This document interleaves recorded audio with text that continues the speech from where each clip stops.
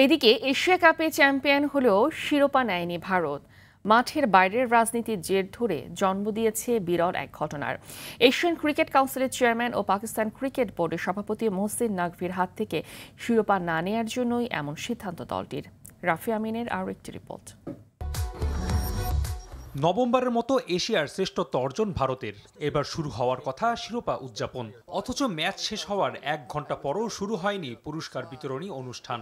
Mr. Mohsin Naqvi, President, Asian Cricket Council.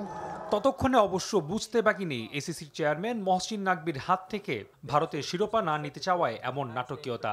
কারণ নাকভি পাকিস্তানের স্বরাষ্ট্রমন্ত্রীর দায়িত্বেও আছেন। অনুষ্ঠান শুরু হলেও নাকভি ছিলেন নীরব। ভারতের ক্রিকেটাররা পুরস্কার নিয়েছেন অন্যান্য অতিথির হাত থেকেই।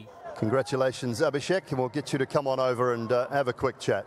এমন নাটকীয়তায় বেশ বিরক্তই ছিলেন পাকিস্তান অধিনায়ক সালমান আলী আগা। বিসিবি সভাপতি আমিনুল ইসলাম বুলবুলের হাত থেকে রানার্স আপ চেক নেওয়ার পর তা আরও স্পষ্ট হয়। And I'll get Salman Ali Agha to just come over and have a few words.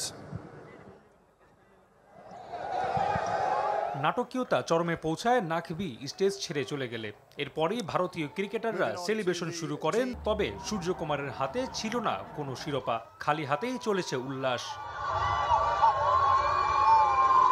ভারতীয় গণমাধ্যম দাবি করছে নাকভির হাত থেকে ট্রফি নিতে ক্রিকেটারদের নিষেধ করেছে ভারত সরকার। মূলত পেহেলগাম হামলার পর থেকেই দুই চির প্রতিদ্বন্দ্বীর সম্পর্কটা আরও ফাটল ধরেছে। পুরো আসরে পাকিস্তানের সঙ্গে হাত মেলায়নি ভারতের ক্রিকেটাররা। মাঠের বাইরের রাজনীতি 22 গজে এসে বড় প্রশ্নই তুলেছে ক্রিকেট নিয়ে। আসলে কি cricket is a gentleman's game? Rafi Amin, RTV।